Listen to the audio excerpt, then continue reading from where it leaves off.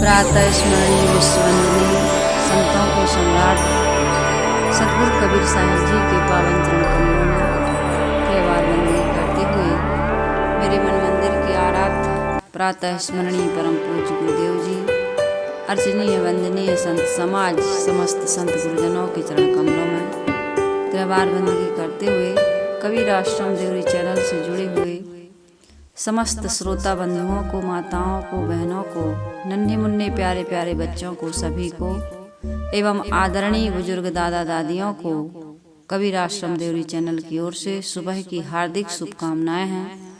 आज का दिन आप सभी के लिए सुखद एवं मंगलमय हो। आइए सतगुरु कबीर साहिब जी का आज का बहुत मार्मिक पद साहिब इसमें हठ योग का दिग्दर्शन एवं मन के संयम से शांति पर बहुत सुंदर चर्चा करने जा रहे हैं। साहिब के शब्द से हम सबको यह समीक्षा करना है, यह विचार करना है, निर्णय लेना है कि हठ योग से हमारे जीवन में क्या लाभ होता है और मन इंद्रियों के संयम से हमारे जीवन में क्या लाभ होता है। दोनों को हम आप सबके बीच रखने का प्रयास करेंगे। आप और हम सबको यह विचार करना है कि सतगुरु कबीर साहिब जी ने जो यह पद कहा है, इस पद से हमें यही सार लेना है कि हठ योग करना चाहिए कि मन इंद्रियों का संयम करना चाहिए। तो ये पूरा पद मैं आपके बीच रखूं। आइए सबसे पहले हम पद गा लेते हैं, इसके बाद जो इस पर चर्चा होगी तो सभी को एकाग्र चित्त से साहिब के इस पद को श्रवण करना है और फिर समीक्षा करके अपने जीवन में जो चीज अच्छी लगे उस पर उसको हमें जीवन में अमल करना है, ग्रहण करना है। तो आइए साहिब का यह पद हम सभी लोग गाएं। तुम यही विधि समझो लोई, गोरी मुख मंदिर बाज, एक सरगुण सट चक्र ही बेद, बिना वृषभ कोलू माचा, ब्रह्म ही पकड़ी अग्निमा, मच्छ गगन चढ़ी गाजा, नित्य अमावस नित्य ग्रहण, राहु ग्रास नित दीजे, सुर भी भक्षण करत वेद, मुख घन वर सैतन छीज, त्रिकुटी कुंडल मध्य, औघट अमर छीज, पोहमी कपनिया अमर भरियाई, अचरज कोई बूझे कहीं कबीर सुनो हो, योगिन सिद्धि प्यारी, सदा रहे सुख संयम अपन, वसुधा आदि कुमारी। सदगुरु कबीर साहिब जी क्या कह रहा है? तुम यही विधि समझो लोई। लोई यानी लोगों को कह रहा है। लोई साहिब की पत्नी बना दिए लोग, है ना। कमाल कमाली उनके बेटे और बेटी बना दिए। लेकिन साहिब यहाँ लोई का अर्थ क्या है जो साहिब लोई कहते हैं? तुम यही विधि समझो लोई। हे लोई, हे मेरी पत्नी नहीं कह रहे हैं, साहिब कह रहे हैं कि हे लोगो, लोई यानी लोगो, तुम यही विधि समझो लोई। तुम इस प्रकार से समझो हे लोगों। लोगों को साहिब संबोधित कर रहा है लोई के नाम से, है ना। सतगुरु कबीर साहिब जी के ऐसे ऐसे शब्द हैं कि ये सब समझ में नहीं आते साधारण लोगों को।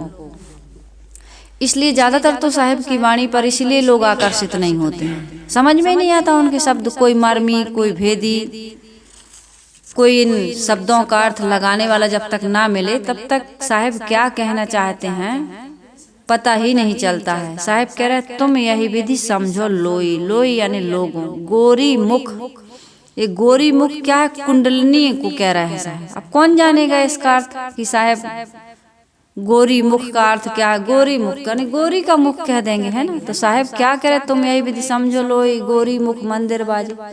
गोरी के मुख पे मंदिर बाज रहा है, क्या है ये समझ में नहीं आता है।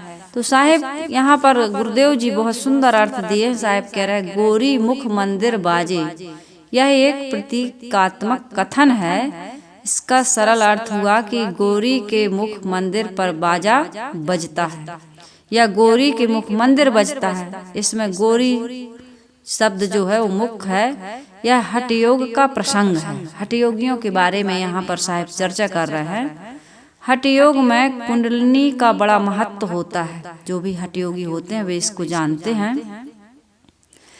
लेकिन जो ये कुंडलिनी है एक काल्पनिक शक्ति है। कहते हैं कि नाभि के ऊपर एक सर्प की कुंडलिनी जैसी होती है ना, नाभि के नीचे में एक सर्प की कुंडलिनी जैसी नस होती है, उसे कुंडलिनी कहते हैं। परंतु डॉक्टर लोगों की यह राय है कि वहाँ ऐसा कुछ भी नहीं है। तब योगी लोग कहने लगे कि कुंडलिनी कोई नस नहीं, केवल एक शक्ति है। कहते हैं कि नाभि के पास कुंडलिनी का जहाँ निवास है वहाँ पराशक्ति की ध्वनि सब समय होती है। उसे योगी लोग सुन सकते हैं। बाकी सामान्य लोगों की ये क्षमता नहीं है कि वो इस ध्वनि को सुन सकें। यही मानो गोरी मुख मंदिर बजना है। यह भी कल्पना है। क्या कल्पना है कि जब कुंडलिनी जागृत हो जाती है तब नाभि में ध्वनि होने लगती है। ये योगी लोगों की एक कल्पना है। यही मानो गोरी मुख मंदिर बजना है। यह भी माना जा सकता है कि जब कुंडलिनी जागृत कर सुषुम्ना को ऊपर ब्रह्मांड में ले जाते हैं तब जो वहाँ अनाहत नाद उठता है वही गोरी मुख मंदिर बजना है। भ्रांति है ना। दोनों प्रकार की बात यहाँ कही जा रही है। अब योगी लोग ही इसको, अब वो क्या अनुभव करते हैं और हम सबके बीच अपने अनुभव को किस प्रकार से रखते हैं उसके बारे में तो सामान्य जनता जान ही नहीं सकती। भाई नाभि के बजता है कि सुषुम्ना के ऊपर ब्रह्मांड में वहाँ अनाहत नाद बजता है, क्या होता है इसका अनुभव तो एक योगी ही कर सकता है। सामान्य जनता की पहुँच वहाँ तक है ही नहीं, उसका अनुभव नहीं कर सकते। साहिब कह रहे एक सरगुण सठ चक्र ही भेदे। 6 चक्र होते हैं। बिना वृषभ कोलू माचा रज सत तम 3 गुण हैं। एक सगुण हमारा मन। सगुण इसलिए कहा गया कि इसमें तीनों गुण हैं। कभी रजोगुण आता है, कभी तमोगुण आता है और कभी सतोगुण। तीनों गुण कहाँ समाये हैं?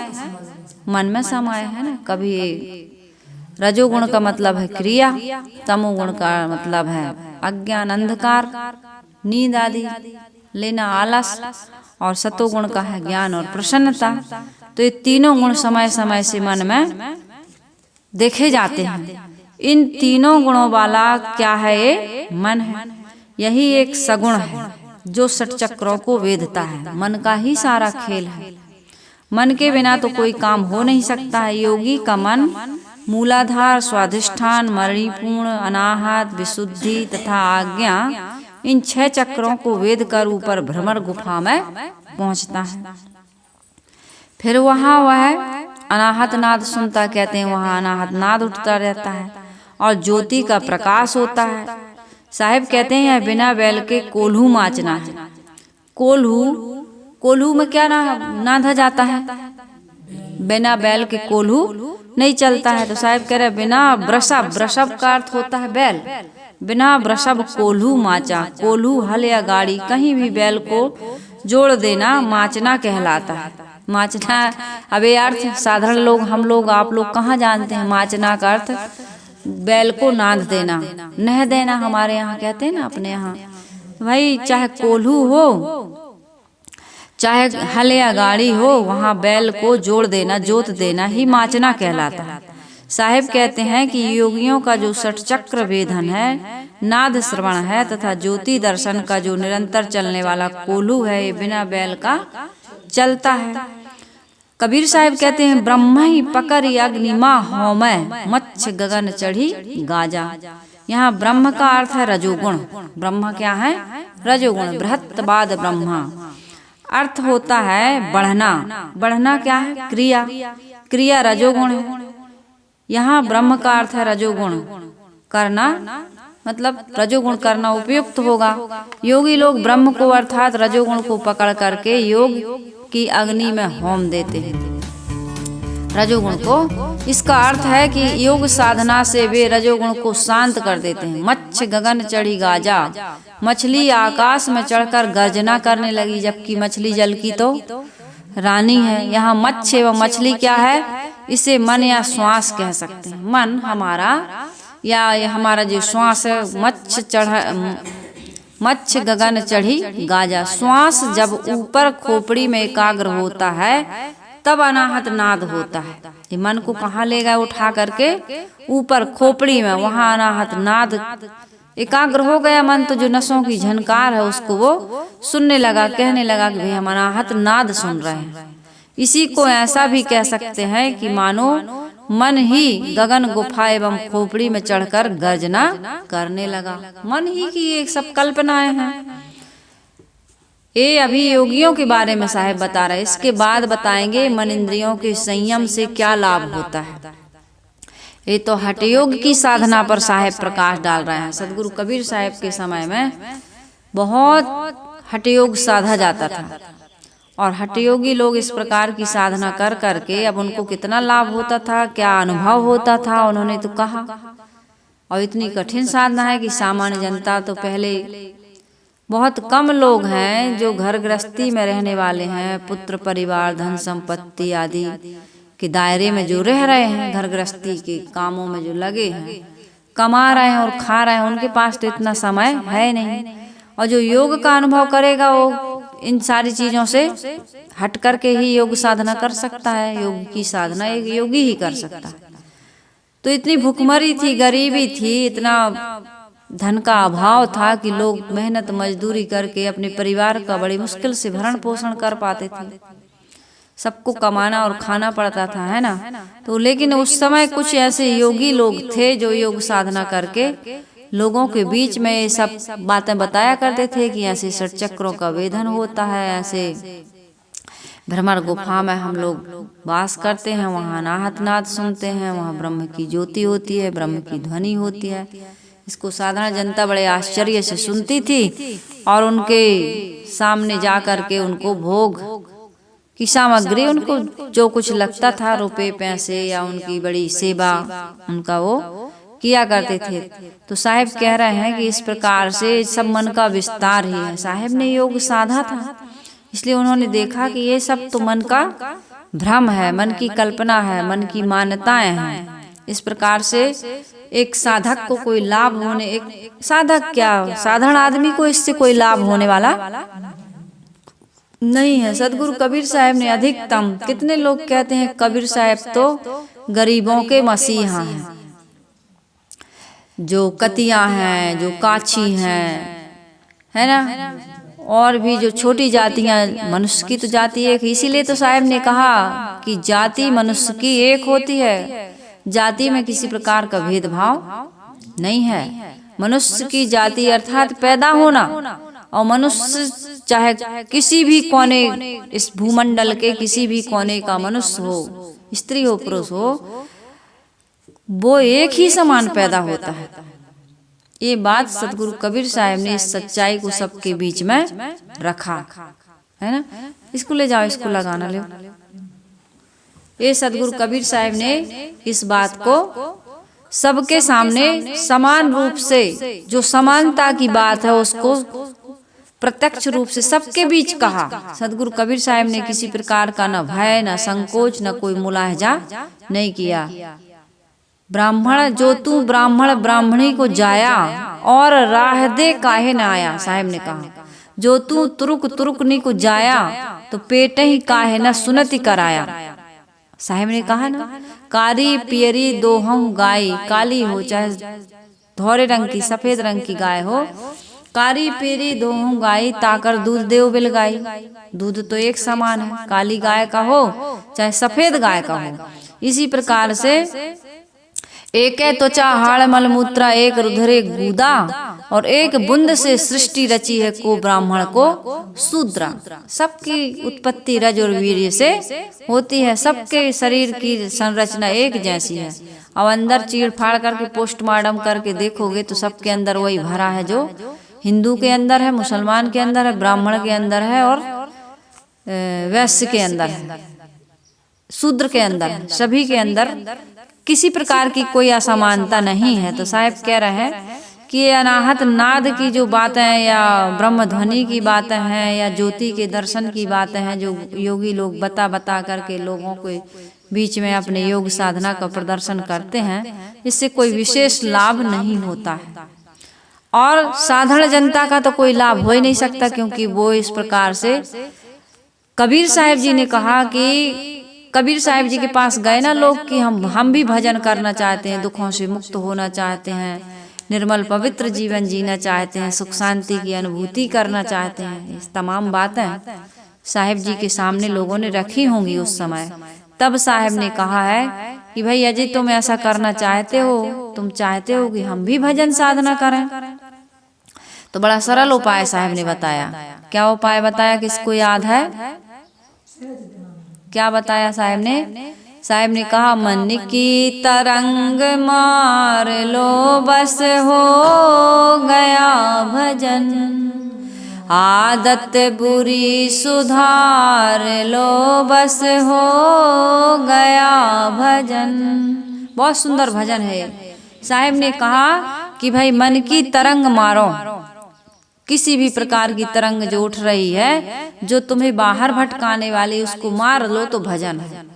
कमाओ, खाने के लिए खाओ, जीने के लिए जियो, संयम साधना करके अपने मन को सुवश करने के लिए, सेवा परोपकार करने के लिए, आत्म कल्याण और आत्म स्थिति के लिए जियो। बाहर से कहाँ कुछ पाने वाले हो, मिलने वाला है कुछ भी नहीं, आवश्यकता ही नहीं। तुम्हें जो कुछ मिला है उसकी कीमत हम और आप समझ जाएं तो बाहर से कुछ भी पाने की आवश्यकता नहीं है। हमें इतना मिल चुका है कि अब कुछ भी बाहर से करने की पाने की आवश्यकता नहीं है। इस शरीर के निर्वाह के लिए, देह निर्वाह के लिए परिश्रम करें, परिश्रम से धन मिलता है, धन से तन का निर्वाह करें और अपने मन इंद्रियों को सुबह से शांत निर्मल करके हम मन की प्रसन्नता के साथ सुख से जी सकते हैं।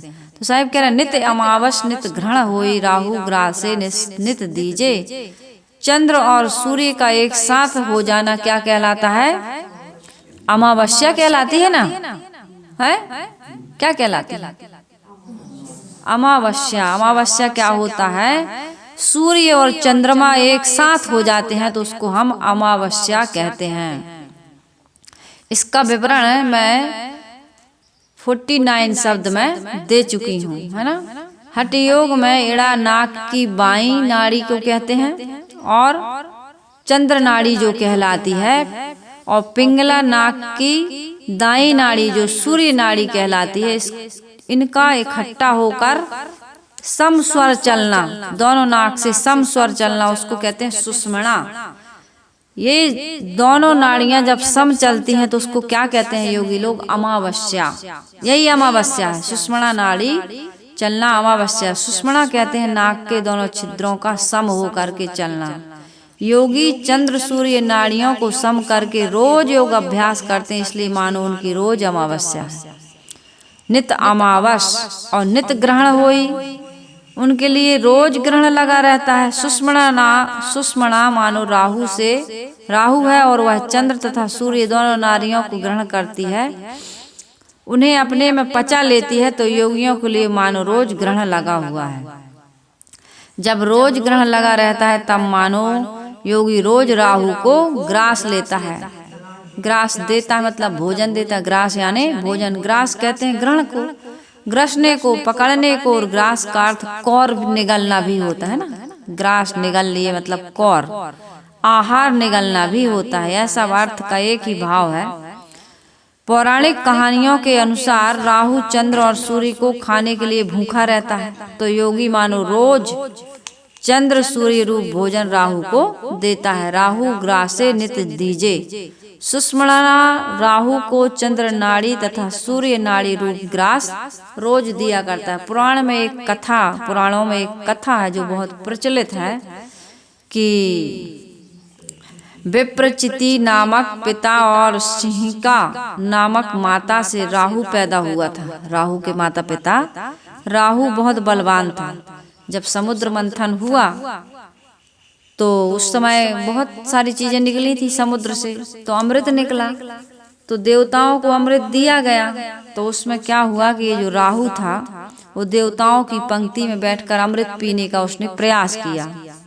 तो उसके पास आसपास जो चंद्रमा और सूर्य बैठे थे उन्होंने ये देख लिया कि इसने तो अमृत पी लिया, है तो देवता नहीं है, ये तो राक्षस है।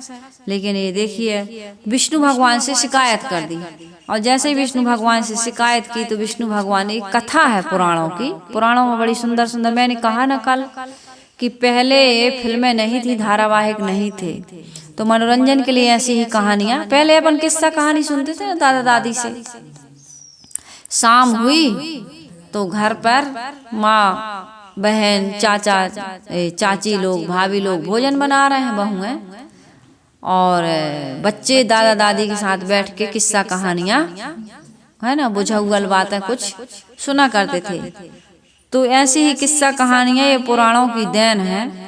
तो यहाँ पर ये बताया गया कि जो विष्णु भगवान है वो सुदर्शन चक्र छोड़ देते हैं और राहु का सिर यहाँ पर धड़ से अलग हो जाता है।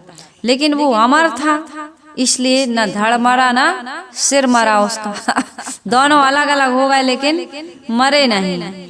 तो समय समय से ये राहु क्या करता है, चंद्रमा और सूर्य को समय समय से ग्रस लेता है, इसलिए सिर को तो राहु कहे और धड़ को केतु, दोनों न अमर हो गए। इसी को चंद्र तथा सूर्य ग्रहण कहते हैं। जबकि आज का छोटा सा बच्चा यह जानता है, विद्यार्थी जो पढ़ने जाता है, कि पृथ्वी सूर्य तथा चंद्रमा एक सिधाई में आने से ग्रहण लगता है। ग्रहण नहीं लगता है, किसी को कोई ग्रसता नहीं है, बस एक दूसरे की सीधाई में आ जाते हैं, सामने आ जाते हैं। मान लीजिए मैं बैठी हूँ, मेरे सामने कोई दूसरा व्यक्ति आ जाए तो मैं नहीं दिखूंगी। धीरे से जब वो ऐसे घूमेगा, पृथ्वी घूम रही है ना, सभी ग्रह घूम रहे हैं, तो धीरे से जब वो घूमते हैं, सूर्य तो एक जगह है कहते हैं, बाकी जो ग्रह हैं वो सब उनकी परिक्रमा कर रहे हैं, 9 ग्रह बताते हैं ना। तो सूर्य एक ही जगह पर स्थित है। आज KG1 में जाने वाली, KG2 में जाने वाली बच्ची भी कहती है कि सन नहीं घूमता है, अर्थ घूमता है। ये पृथ्वी घूम रही है, सूर्य नहीं घूमता। लेकिन पुराणों के आधार पर योग में राहु ग्रहण आदि का प्रतीकात्मक वर्णन है। हमारे यहाँ भी पहले के लोग चंद्र ग्रहण सूर्य ग्रहण लगता था तो घर का सारा सामान खाने पीने का जो बचा रहता था रात का, मान लीजिए बच गया तो उसको आदमी बाहर कर देता था, खाता नहीं था। मिट्टी के बर्तन भी निकालते थे शायद, है ना, मिट्टी के बर्तन भी फेंक देते थे, नहीं फेंकते थे, मिट्टी के बर्तन नहीं फेंकते थे। अच्छा, खाना पीना फेंकते थे, सुबह से नहाना धोना, लिपाई पुताई, साफ सफाई, गंगा जल नर्मदा जल छिड़कते थे, और सूतक आ जाती थी कहाँ जबकि न राहु ने न केतु ने सूर्य को चंद्रमा को नहीं निगला, और निगला भी तो कहाँ, उधर ब्रह्मांड में, है ना, आकाश में, और यहाँ सूतक लग गई, बताइए। और जब मुर्गा अंडा और मांस खाते हो तब सूतक नहीं लगती। रोज तुम एक इतना घृणित कार्य करते हो, मन में तुम्हारे साहब ने कहा ना कि तुम्हारे मन को रोज ग्रहण लग रहा है, कभी काम का, कभी क्रोध का, कभी लोभ का, कभी मोह का, कभी ईर्षा का, इससे तुम्हें सूतक नहीं लगती। जबकि असली सूतक तो यही है ग्रहण, है ना। तुम्हारे मन की प्रसन्नता को, निर्मलता को, पवित्रता को ग्रस लेता है, खा लेता है। तुम हंस नहीं पाते, बोल नहीं पाते, लोगों से बात नहीं कर पाते, नजर नहीं मिला पाते, उसका तुम्हें ध्यान नहीं है। तुम घर में ला करके मुर्गी को, अंडा को या किसी भी जीव जंतु को, लोग कैसी मछलियां बिल्कुल गंदे गंदे पानी में जहाँ पल रही हैं उनको ला करके भूंज के तल के खाते हो, तब तुम्हें सूतक नहीं लगती, ग्रहण नहीं लगता। साहब कहते हैं कि बड़ी विचित्र बातें हैं, कहाँ आकाश में होने वाली घटना से घर के लोगों को ग्रहण लग गया तो सूतक लग जाती थी। ये समझ पहले यही बताया गया था, किस्सा कहानियां तो लोग मानते थे। साहिब कह रहे सुरभि भक्षण करत वेद मुख। सुरभि कहते हैं गाय को, वेद मुख का अर्थ ज्ञान मुख एवं श्रेष्ठ मुख है। योगी अपने श्रेष्ठ मुख से गाय खाता है एवं गोमांस भक्षण करता है। यह भी एक प्रतीकात्मक कथन है। हठ योगी अपनी जीभ को उलट कर कपाल कुहर अर्थात तालू में लगाते हैं, उल्टा करके, ऐसे उल्टा करके ब्रह्मरंध्र के सहस्त्रसार कमल के मूल में योनि नामक त्रिकोणाकार शक्ति का केंद्र मानते हैं। यही चंद्रमा का स्थान माना जाता है। कहते हैं कि इससे अमृत झरता है। योगी जीभ से उसी का पान करता है। इस क्रिया को योग की परिभाषिक शब्द में गोमांस भक्षण कहा जाता है। यही सुरभि भक्षण करत वेदमुख का तात्पर्य है। अवधु गगन मंडल घर कीजे, अमृत झरे सदा सुख उपजय, बंक नाल रस पीजे। हठयोग प्रदीपिका में बताया गया है कि जो योगी नित्य गोमांस भक्षण करता है, यानी कि जीव को पलट कर तालू का रसपान करता है, वो अमर वारुणी का पान करता है, उसको मैं कुलीन मानता हूँ। इसे न करने वाले लोग कुलघातक हैं। यहाँ गो शब्द का अर्थ जीव है और उसे तालु मूल में प्रवेश कराना गोमांस भक्षण है, जो महान पापों का नाश करने वाला है। यह हठ योगियों की धारणा है। गो यानी इंद्रियों को कहा जाता है, लेकिन यहाँ गो शब्द का अर्थ जीव। जीव भी तो इंद्रिय है।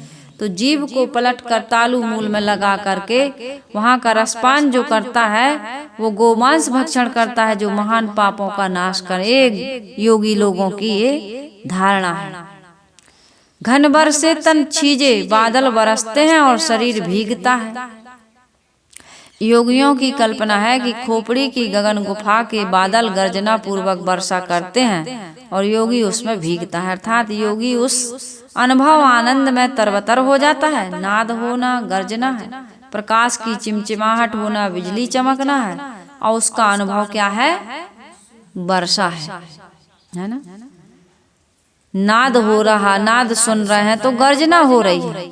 अब ये सहज गर्जना होती है बादलों की, ये सब चिमचिमाने की। अब खोपड़ी में प्रकाश की चिमचिमाहट होना, बिजली चमकना हो गया और उसका अनुभव करना, वर्षा हो गई। इसमें छीजना अर्थात क्षीण होना तथा छूना दोनों अर्थ योगी में लग जाते हैं। योगी योग साधना में अपने शरीर को स्वल्प आहार देता है, इसलिए उनका शरीर कैसा रहता है?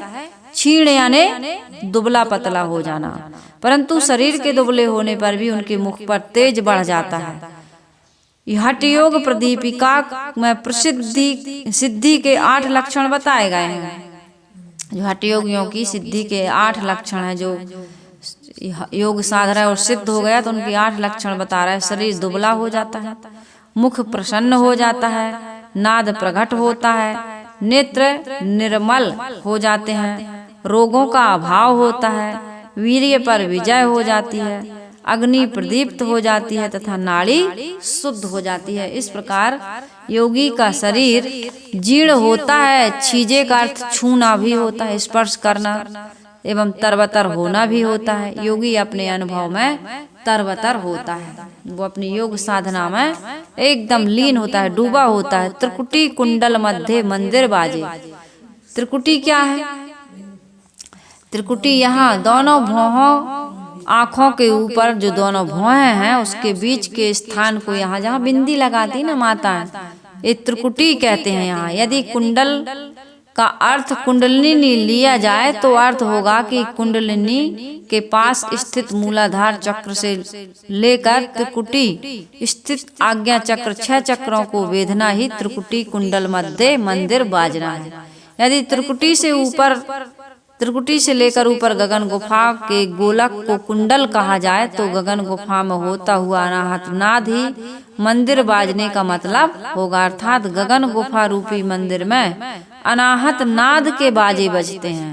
यही अर्थ ज्यादा ठीक लगता है। औघट अमर छीजे, अर्थात उस दुर्गम घाट रूपी गगन गुफा के अमृत रस से योगी लोग भीगते रहते हैं, उसी का अनुभव करते रहते हैं। वही ध्वनि या ज्योति या नाद वो सुनते रहते हैं। यहाँ भी छीजे का अर्थ स्पर्श करना एवं भीगना अधिक उपयुक्त होगा। पुहमी का पनिया अमर भरिया ई अचरज कोई बूझे। पृथ्वी का पानी गर्मी और हवा के संयोग से भाप बनकर कहाँ जाता है? आकाश में जाता। बादल बनते हैं ना, यदि गर्मी ना पड़े तो बारिश नहीं होगी। कहते हैं आज तो बहुत उमस है भैया, पानी गिरेगा। तो ये गर्मी ना हो तो जो पृथ्वी का पानी है या समुद्र का जो पानी है भाप बन करके वो आकाश में, ये प्रकृति का नियम है। ये आकाश ब्रह्मा विष्णु महेश कोई पानी भर के गिराते नहीं हैं, ये प्रकृति का नियम है। गर्मी होती है, हम कपड़े सुखाते हैं, कौन सुखा देता है उसको? पानी टपक टपक के जितना टपकता है निचोड़ देते हैं तो एक भी बूंद नहीं टपकता, लेकिन गीले कपड़े कैसे सूख जाते हैं? धूप में ही तो सूखते हैं। कौन सुखाता उसको? हाँ, भगवान सुखाते हैं। भगवान सुखाता है, भगवान बीज फोड़ करके पौधा बना देता है, भगवान अंडा से मुर्गा बना देता है। क्या क्या करता है भगवान? हाँ, पृथ्वी का पानी गर्मी और हवा के संयोग से भाप बनकर आकाश में भर जाता है। ये प्रकृति का एक अबाध गति से चलता हुआ नियम है। इसमें किसी को ये अचरज नहीं करना चाहिए। पत्थर कैसे बन गए, रेत कैसे बन जाती, घोंगी कैसे बन जाती, शंख कैसे बन जाता, सीपी कैसे बन जाती। कुछ चीजों को मनुष्य बनाता है और कुछ चीजों को प्रकृति स्वयं बनाती है। प्रकृति में जैसे पानी में शीतलता कैसे, कौन ला दिया? पानी का स्वभाव ही शीतल है ना, उसका गुण स्वभाव ही शीतल है।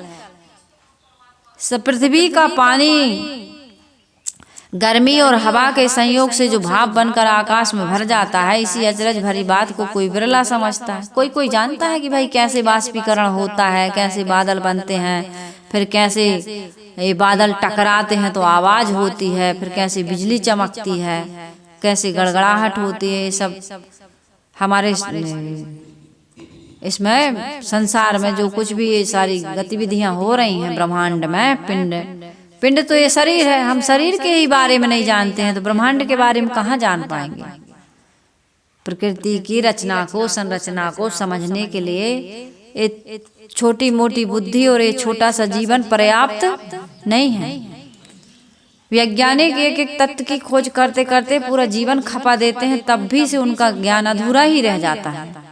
इसी प्रकार नीचे पिंड के श्वास को योगी लोग ऊपर ले जाकर के गगन गुफा एवं सहस्त्र कमल में भर देता है, जहाँ नाद होने लगता है तथा प्रकाश जल जाता है।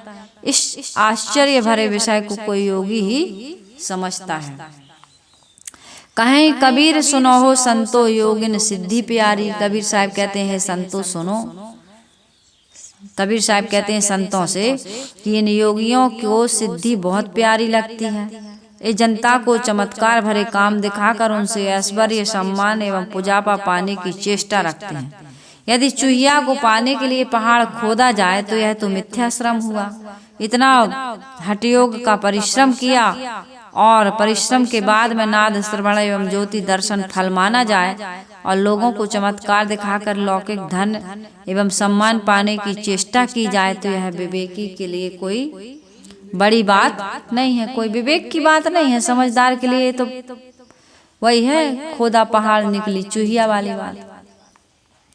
तो इससे कोई विवेकवान, इससे कोई प्रभावित होने वाले नहीं हैं। क्या सुना तुमने? हठयोग करके, इतना सारा परिश्रम करके, या तो नाद श्रवण सुना या ज्योति दर्शन किया, यही किया तुमने। और लोग प्रसिद्धि पाने के लिए तुम जनता के बीच में अपना हाट बाजारे लावे तारी कच्चा सिद्धि माया प्यारी। साहब ने कहा है ना, हाट बाजार में आकर के तुम योग साधना समाधि करते हो, कहीं पंचाग्नि, कहीं जलसैन, कहीं उठड़ेश्वरी, कहीं ऊर्ध्वबाहु, कहीं अनेक प्रकार के तुम कहीं जो साधना करके दिखाते हो लोगों को। इससे तुम्हारा क्या प्रयोजन है? साहब कहते हैं ये तुम्हारे लिए जो ये सब कुछ कर रहे हो, इससे कोई बड़ा लाभ होने वाला नहीं है। साहब कहते हैं सदा रहे सुख संयम अपने, सदा रहने वाला सुख, आत्यांतिक सुख, परम आनंद, परम शांति तो अपने मन के संयम में है। जो व्यक्ति अपने मन को संयम में कर लेता है, ये षटचक्र वेधन, जीभ उलट कर खोपड़ी का मैला पानी चाटना, खोपड़ी की ध्वनि तथा नस तथा प्रकाश का सब व्यर्थ श्रम करना वो बंद कर देता है। अनंत आत्मिक सुख प्राप्त करने के लिए तो विवेक एवं दृष्टाभ्यास द्वारा अपने मन को वश में कर लेना चाहिए। विवेक कहता है कि सब कुछ नाशवान है, ये शरीर घृणित है, गंदा है और यहाँ के सारे संबंध झूठे हैं, एक दिन ये टूटने वाला है। सब कुछ जो मिला है एकदम से शून्य में समाहित होने वाला है। पहले का कितना सब कुछ हमको मिला रहा होगा, अनादिकाल से हम इस संसार में आते जाते रहे, तो पहले का आज हमारे लिए बिल्कुल शून्य हो गया कि नहीं? आज का भी कुछ दिनों में शून्य हो जाएगा, कब हो जाएगा कोई पता नहीं है, लेकिन होना पता है, निश्चित है, ये होगा ही। तो इसलिए साहब कह रहे हैं कि विवेक यह कहता है कि जहाँ तुम रीझ रहे हो, खींच रहे हो, उलझ रहे हो, ये तुम्हारे मन की अज्ञानता है, अविवेक है। विवेक होता तो कहीं भी शिकायत तुम ना करते, दुखी ना होते। ये हमारा विवेक क्या होता है? व्यवहार में जब हम आते हैं, ज्ञान की चर्चा करते हैं, तब तो अच्छी अच्छी बातें हमें सुनने को भी मिलती हैं और जब बोलते हैं तो विचार भी आते हैं अच्छे। लेकिन जब व्यवहार में हम उतरते हैं तो उस समय ये बातें अक्सर लोग भूल जाया करते हैं, हम भी भूल जाते हैं, आप लोग भी भूल जाते हैं। लेकिन जो व्यक्ति इन बातों को उस समय ध्यान रखता है, वो जीवन में कभी भी किसी प्रकार की भूल नहीं करता, और भूल नहीं करता तो उसके जीवन के दुख भी। इसलिए हमारे गुरुदेव जी, एक संत जी आया करते थे, वो कहते थे कि याद है तो आबाद है और भूल गए तो बर्बाद है। हम भूल जाते हैं इन बातों को, इसलिए हमारे जीवन को हम बर्बाद समय समय से करते रहते हैं और फिर उसी का पश्चाताप करते हैं, बैठ करके करते हैं कि नहीं करते। तो इसलिए हमको यह ध्यान रखना है, विवेक यह कहता है कि सब कुछ आज जो जैसा हमको मिल रहा है, प्रतीत हो रहा है, कल वैसा ही रहने वाला नहीं है, एक दिन सब गायब हो जाएगा। तो साहिब कह रहे हैं, सदा रहे सुख संयम अपने, वसुधा आदि कुमारी। अनंत आत्मिक सुख प्राप्त करने के लिए तो विवेक एवं दृष्टाभ्यास, दृश्यों में बहो मत। जो आज हमको मिला है, जो भी हम 5 ज्ञानेंद्रियों के द्वारा देख सुन सूंघ रहे, चख रहे हैं या मन से अनुभव कर रहे हैं, इसके दृष्टा बनिए। ये हमें सदगुरु कबीर साहिब जी कहते हैं कि सदा रहे सुख संयम अपने, वसुधा आदि कुमारी। साहिब कहते हैं संयम में सुख है, संतोष सुख है, रहु तो हृदय जुड़ाए। जो व्यक्ति संयम करता है, संयम की साधना करता है, वो सदा के लिए सुखी हो जाता है, उसके जीवन में कोई दुख नहीं रहता है। साहिब कह रहे हैं कि एक रस समाधि का सुख यदि पाना चाहते हो तो मन पर पूर्ण संयम करो। हम संयम को त्याग देते हैं तो हमारा जीवन दुखी हो जाता है। सिद्धि द्वारा संसार के ऐश्वर्य और सम्मान पाने का मोह तो महाअज्ञान है। यह माया किसकी चेरी बनकर रही? वसुधा आदि कुमारी। वसुधा संसार की माया किसके पास रहने वाली है? जो कुछ भी मिला है, गो गोचर जहाँ लग मन जाई, सो सब माया जानहु भाई। गोस्वामी जी ने कहा है। साहिब कह रहे तुम्हें जो कुछ भी मिला है, जो कुछ भी तुम्हारी मन इंद्रियों की जहाँ तक पहुँच है, वो सब क्या है? माया है। वसुधा आदि कुमारी, जो कुछ है तुम्हारे कभी किसी का हुआ नहीं। जिस शरीर को तुम अपना कहते हो, इस पर भी तुम्हारा अधिकार नहीं है। साहिब ने कहा ना, यह तन केर बहुत है सांझी, तात जननी कहे पुत्र हमारा, स्वार्थ जान कीन प्रतिपाला, कामिनी कहे मोर पियुआही, बाघिनी रूप ग्रासा चाही, सुत कलत्र रहे लो लाई, यम की नाई रहे मुखबाई, काग गिद्ध दो मरण विचारें, सीकर स्वान दो पंथ निहारें, अग्नि कहे मैं ईतन जारों, पानी कहे मैं जरत उबारों, धरती कहे मोहि मिल जाई, और पवन कहे संग लेऊं उड़ाई। ते घर को घर कहे गंवारा, सो बैरी हुए गले तुम्हारा। साहिब ने कहा इतने तन के सांझिया, कितने हिस्सेदार बताए? तात जननी कहे पुत्र हमारा, माता पिता कहते हैं मेरा पुत्र, पत्नी कहती है मेरा पति, पत्नी है तो पति अधिकार जमाता है, और पति है तो पत्नी अधिकार जमाती है। बच्चे कहते हैं सुत कलत्र रहे लो लाई, यम की नाई रहे मुखबाई। बेटा और बेटी कहते हैं कि मेरे माता पिता हैं, और माता पिता से वो अपनी जीवन की जितनी भी जरूरतें हैं वो पूरी करवाते हैं कि नहीं? तो काय के लिए पैदा किए हो, कह देते हैं हमें इस संसार में क्यों लाए हो, हमारे लिए इतना नहीं कर सकते हो? तो तात सुत कलत्र रहे लौलाई, यम की नाई रहे मुख बाई। और क्या है? काग गिद्ध, ये चील है, गिद्ध है, कौआ है, ये जो हिंस की प्राणी है।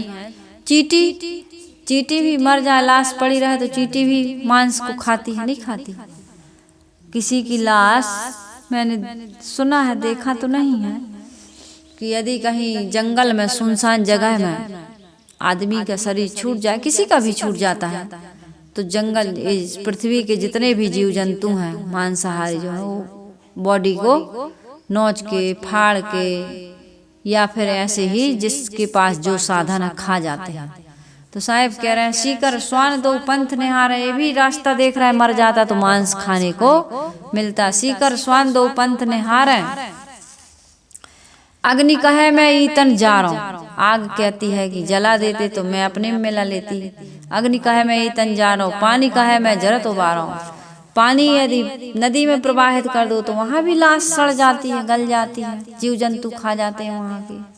अग्नि कहे मैं ईतन जा रहा हूँ, पानी कहे मैं, धरती कहे मोही मिल जाई, और पवन कहे संग ले उड़ाई। कितने सारे हिस्सेदार हैं इस शरीर के, जिस शरीर को हम कहते हैं मेरा है, मेरा है, मेरा है।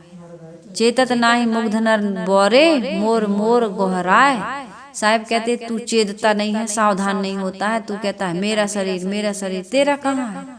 सप्त धातुओं से, माता के रजवीर से, पिता के रजवीर से जो शरीर बना है, ये मेरा नहीं है। जे घर में तू भूला डोले सो घर नाही तेरा। नए घर मेरा है, नए शरीर मेरा है। ये समझ जो मिली है मुझे, जो ज्ञान मिला है, जो बुद्धि मिली है, ये भी हमारे परिवार के, गुरुजनों के, माता पिता के, समाज के वातावरण में रह करके हमने जो सीखा है, जो जाना है, जो समझा है, उसके बदौलत आज हम जो कुछ भी बोल रहे हैं या कर रहे हैं या सोच विचार रहे हैं, कहीं ना कहीं से हमको बुद्धि मिली ना, प्रेरणा मिली। क्या है हमारा बताइए? आत्मा के अलावा मेरा कुछ भी नहीं है। साहिब कह रहे वसुधा आदि कुमारी, तुम्हारा यहाँ कुछ भी नहीं है।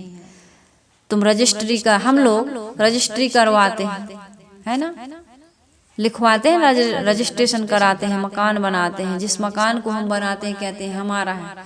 हमारे गुरुदेव जी कहा करते थे, संत महात्मा कहते हैं कि वहाँ पर मकड़ी ने जाला बनाया है और बच्चा पैदा किया है, छिपकली ने बच्चा पैदा किया है। कितने जीव जंतु वहाँ रह रहे हैं और जन्म ले रहे हैं, उनका तो जन्म सिद्ध अधिकार है। चूहा जाते हैं, हम लोग उनको चिपको में चिपकाते हैं दवाई दे करके मार देते हैं। हम कहते हैं हमारा नुकसान कर रहा है। उन्होंने यही इस घर को, उनका भी अधिकार है, इस घर में सबका अधिकार है। हम मार मार के भगाते हैं। वो आ जाती है ना, छत्तीसगढ़ में कहते हैं छू छू, अपने यहाँ चूहिया कहते हैं, आती है रोज। साधना साहब रोज भगाती हैं, कहीं दरवाजे में लकड़ी लगाती हैं, कहीं कुछ करती हैं। तो यहाँ इस घर में सबका अधिकार है, शरीर पर भी सबका अधिकार है, हमारा अधिकार नहीं है। आम में मोहर लगती है, 100% लगी, 25% झड़ गई, 25 के बाद फिर अमिया भी झड़ गई, फिर आम भी कितने सुआ खा गए या कुछ और चीज खा गई। पकते खाते तक आपको 25 या 15% मिलता है खाने को, और 75 से ज्यादा दूसरे का हो जाता है। खेत में आप बो दीजिए अनाज, वहां भी कुछ अनाज तो खेत ही ले लेता है, कुछ पशु खा जाते हैं, कुछ जमीन में और यहाँ रास्ते में गिर गया, फिर और पशु पक्षी खा रहे हैं उसको, है ना। फिर कोई आ गया मांगने वाला, उसको देना पड़ता है। भोजन बना के पका के खाते, कुछ वहीं गिर जाता है, आग ले लेती है कुछ, है ना। आपको गाय को भी देना पड़ता है, कुत्ते को भी देना पड़ता है। कोई आ गया पवित्र आत्मा या भूखा प्यासा, उसको देना। कितना मिलता है आपको, कितने पर अधिकार है?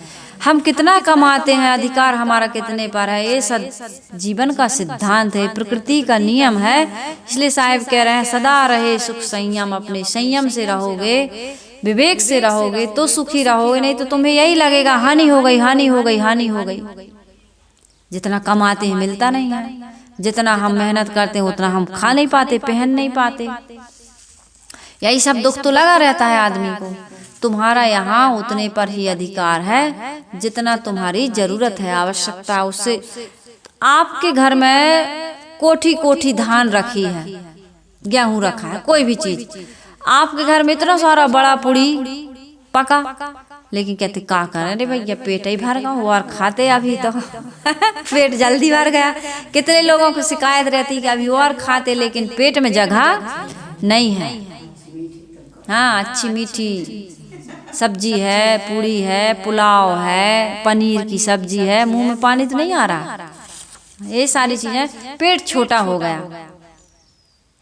ऐसा मैंने सुना है, अनुभव किया है, इसलिए मैं बोल रही हूँ कि हमारे मन में यदि संयम नहीं है तो हमें यही शिकायत रहती है कि जितना हमें मिलना चाहिए उतना नहीं मिला। ये हर चीज में होता है। अरे हमारा जितना सम्मान होना चाहिए, जितनी हमारी वैल्यू होना चाहिए, जितनी हमारी कीमत आकी जानी चाहिए, जितना हमें मान सम्मान प्रतिष्ठा मिलनी चाहिए, हमें नहीं मिल रही।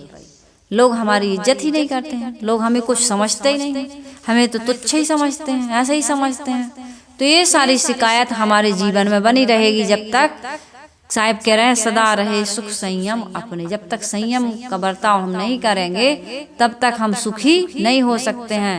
वसुधा आदि कुमारी, ये 2 लाइनों में ही संसार का सारा सार समाया हुआ है। ये संसार में हमारा कुछ भी नहीं है। मान सम्मान या कीर्ति पद प्रतिष्ठा पाने की जो इच्छा है, अधिक भोगों को भोगने की जो इच्छा है, शरीर पर जो हम इतना अहंकार करते हैं, अधिकार जमाने का प्रयास करते हैं, ये जो इच्छा है यही हमें दुख दे रही है। दे रही है कि नहीं दे रही? तो साहिब कह रहे संयम से रहो, साधना से रहो, इसी में सुख है। और जिसको तुम अपना कह रहे हो बाहर का, अपने आप को छोड़ करके, ये तुम्हारा कुछ भी नहीं है। मेरा मेरा कहते कहते कितने लोग चले गए। कबीर साहब चले जाते हैं ना बलख बुखारा, तो कुछ थोड़े समय एक रात के लिए मुसाफिर खाने में रहने दोगे? दरबान कहते हैं मुसाफिर खाना नहीं है, ये बलख बुखारा के सुल्तान का राजमहल है ना। कहते अच्छा, बहुत लंबी कहानी है, 60 में बता रही हूँ। तो कहते हैं यहाँ पहले कौन रहता था भैया? तो हमारे सुल्तान के पिताजी, उसके पहले उनके पिताजी, उसके पहले उनके पिताजी। कहे सुल्तान नहीं रहेंगे तब कौन रहेगा? उनके बच्चे रहेंगे, और उनके बच्चे भी नहीं रहेंगे तब कहे उनके बच्चे रहेंगे। इतना नहीं जानते हो बाबा, बूढ़े हो गए, दाढ़ी पका लिए, इतना ज्ञान नहीं है। तो उन्होंने कहा अरे बच्चों, ज्ञान तो मुझे है लेकिन तुम्हें नहीं। दरबानों ने पूछा कैसे ज्ञान नहीं? कह रहे जहाँ एक आए और एक जाए उसको मुसाफिर खाना ही तो कहते हैं। मैंने कहा कुछ गलत कहा? ये मुसाफिर खाना ही तो है। तो सुल्तान जो थे वहाँ के बलख बुखारा के, वो ये बातों को सुन रहे थे, और सुन करके उनको झटका लगा कि अरे कोई सच्चा फकीर मेरे दरबार पर आए। कबीर साहब के चरणों में गिरे, उनसे ज्ञान लिया, और उनको ऐसा वैराग हो गया। एक पद बना है, सुल्ताना बलख बुखारे दा, शाही तज कर लिया फकीरी, सदगुरु नाम प्यारे दा। तब ते खाते लुकमा उम्दा, मिश्री कंद छुहारे दा। अब तो रूखा सूखा टूका, खाते सांझ सकारे दा। जातन पहले पहने खासा मलमल, 3 टंक 9 तारे दा। अब तो भार उठावन लागे, गुद्दड़ 10 मन भारे दा। गुदड़ी उदड़ी कुछ भी, पहले के लोग गुदरिया बाबा आते थे ना अपने, अब तो वे गुदरिया बाबा देखने को नहीं मिलते। पहले जो मिलता था उसका वो सिल करके ऐसी ठंड में ही आते थे ना गुदरिया बाबा, हर बोला, ये सब आया करते थे मदारी लोग। अब तो कुछ भी देखने को नहीं मिलता है। तो गुद्दड़ 10 मन भारे दा, जाके संग कटक दल बादल, झंडी जरी किनारे दा। और शाही तज कर लिया फकीरी, सदगुरु नाम प्यारे दा। कुछ ऐसे पद है। हाँ, तो उनको इतना वैराग हो गया। रूप गोस्वामी, जीव गोस्वामी 2 भाई थे, इतने महान थे वो। लेकिन जब उनको वास्तविकता का पता चला, मतलब विलासी जीवन जीते थे, लेकिन वास्तविकता का पता चला तो ऐसा भिखारी बन गए। एक पेड़ के नीचे एक दिन और दूसरे पेड़ के नीचे दूसरे दिन रहा करते थे, और मांग के जो लाते थे उसको खाते थे। तो जो बच जाता था जमीन में गाड़ देते थे, सुबह निकाल के उसी को खा लेते थे। जितने ठाट बाट बादशाह से ज्यादा ठाट बाटी जीवन, बादशाही जीवन जी रहे थे, उनको ऐसा वैराग हो गया। ये वैराग मन की उपज होती है। वैराग जगता है विवेक से। तो जिसको विवेक जग जाता है उनके मन में वैराग जग जाता है, और वैराग सारे दुखों की महा औषधि है। फिर हमारे जीवन में कोई दुख नहीं रह जाता। तो ये हठयोग के लिए यदि किसी की समझ नहीं है, या शरीर में ऐसा नहीं है, या समय उतना नहीं है, तो ना करे तो कोई हानि नहीं है। लेकिन इस प्रकार से साहब जो कह रहे हैं कि सदा रहे सुख संयम अपने, वसुधा आदि कुमारी, ऐसा विवेक जग जाता है और संयम पूर्वक वो जीवन जीने लगता है, और ये जान जाता है कि मेरा यहाँ कुछ भी नहीं है। जब शरीर मेरा नहीं है तो और दूसरी चीज की तो फिर गिनती करना, गणना करना ही अज्ञान है। तो वो बड़ा सुंदर जीवन जीने लगता है और उसका जीवन सुखी हो जाता है। तो सदगुरु कबीर साहब जी का यह पद मैंने आप सबके बीच रखा। साहब ने कहा है, तुम यही विधि समझो लोई। यह पूरा पद हठयोग का दिग्दर्शन और मन के संयम से शांति पर से है। तो इस पद को सुनकर के जो भी लोग किसी प्रकार का लाभ उठा रहे हैं, उनको क्या समझ में आया, किस प्रकार का लाभ, कौन सी बात अच्छी लगी, कमेंट में आप सभी लोग प्रतिक्रिया जरूर करें, ताकि हमें भी पता चले कि श्रोताओं को किन बातों से अधिक लाभ होता है। उस प्रकार की बातों को आप सबके बीच रखा जाएगा। आइए हम सभी लोग गुरु वंदना कर लेते हैं।